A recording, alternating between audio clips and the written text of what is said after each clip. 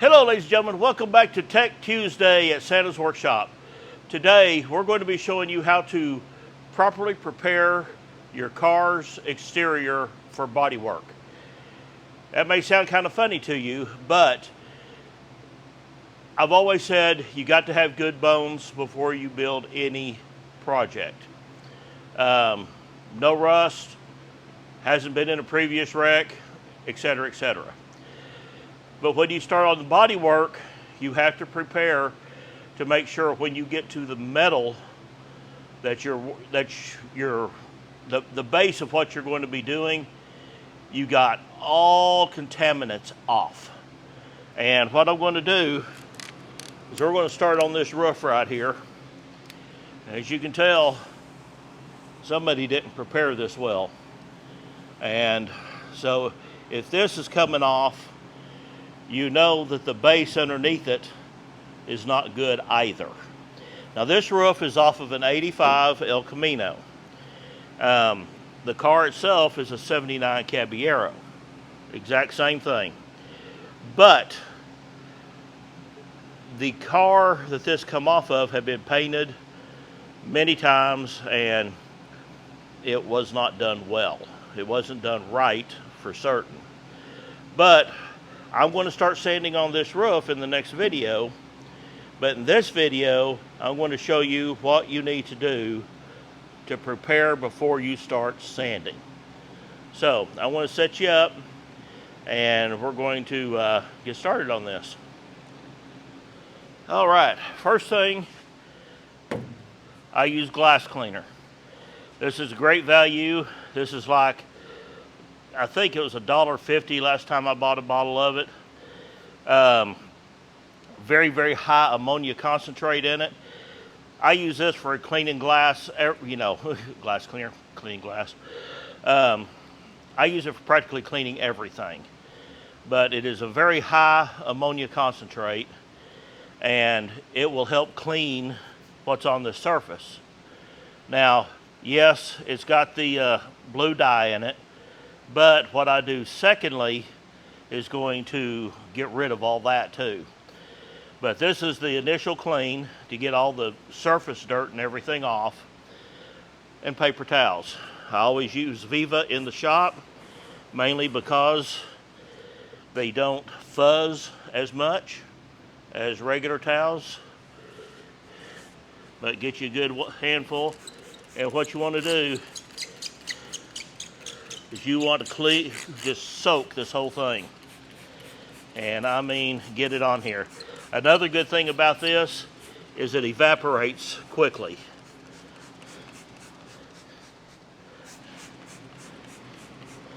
Go over the whole area that you are going to be working.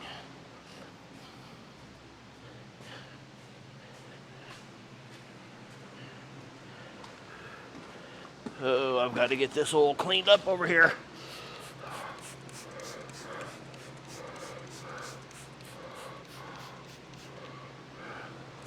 Look at the back side of it here. Let that sit there and soak for just a few moments.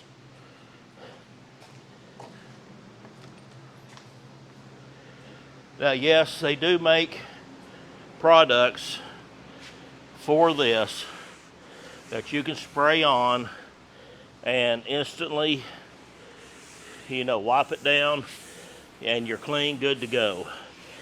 But that's just another product to keep in the shop, keep up with, that you have to purchase that has one purpose.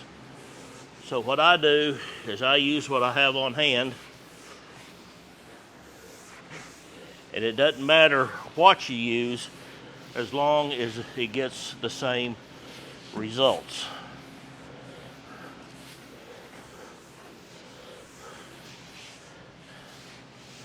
And don't worry about all the pieces coming off, because you're going to be using sandpaper blasting away at this thing.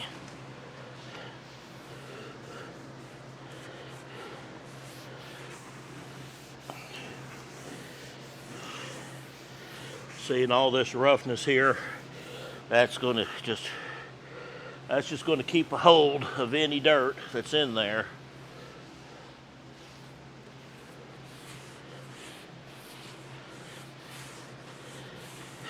I've got flakes of paint coming off with the rag.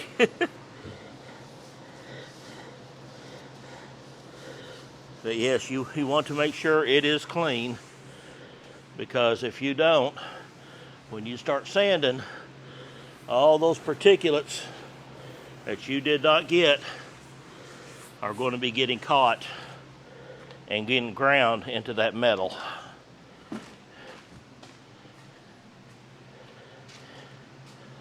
All right, we're going to let that dry down for a moment, then I'll bring out what we do next.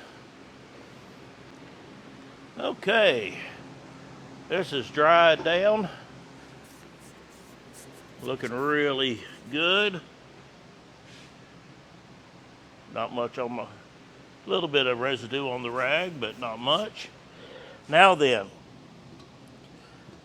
most body shops have a gallon of cleaner degreaser for doing this. I've been doing this for, well, 1983 is when I got out of Votech and doing body school. So, since 1983. Well, actually before, because my dad had taught me a lot before I ever went to body school. But I have always used lacquer thinner. This is my gallon of cleanup thinner. Just about gone. Now I'm going to do a safety warning on this. Wear gloves. I have been doing this for so many years barehanded that lacquer thinner doesn't bother me, but there are some people it can cause chemical burns. It can cause a whole lot of problems. So make sure you wear gloves, and just make sure you protect yourself from the chemicals. But got us a nice wet lacquer thinner rag. Clean the backside good. Oop, I almost dropped it.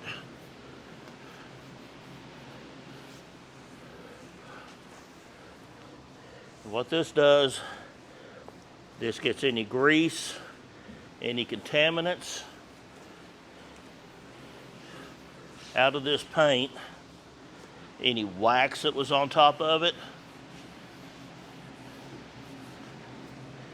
I mean, it gets everything that can give you a problem with this.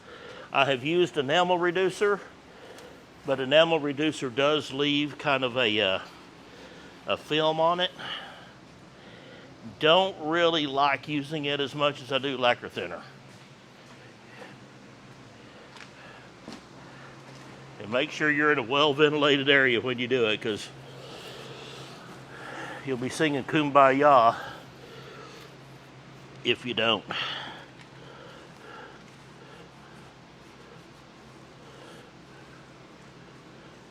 Just clean that, scrub it as good as you can. You don't have to worry about taking the paint off, because that's what you're wanting to do anyways when you hit sandpaper on it.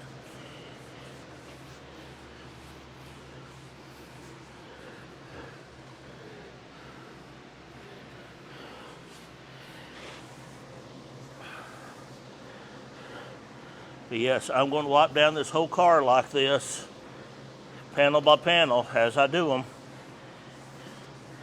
Generally, I don't show doing that because it's one of those things that's second nature to me, and I just don't think about it. Now, there are certain paints, especially your cheaper paints, that when you wipe this stuff down, it will soften the paint to where if you want to instantly start sanding, you got to wait for that paint to kind of re-harden to keep it from gumming up your sandpaper. And that's usually the really cheap paints. poorly done paint, things like that.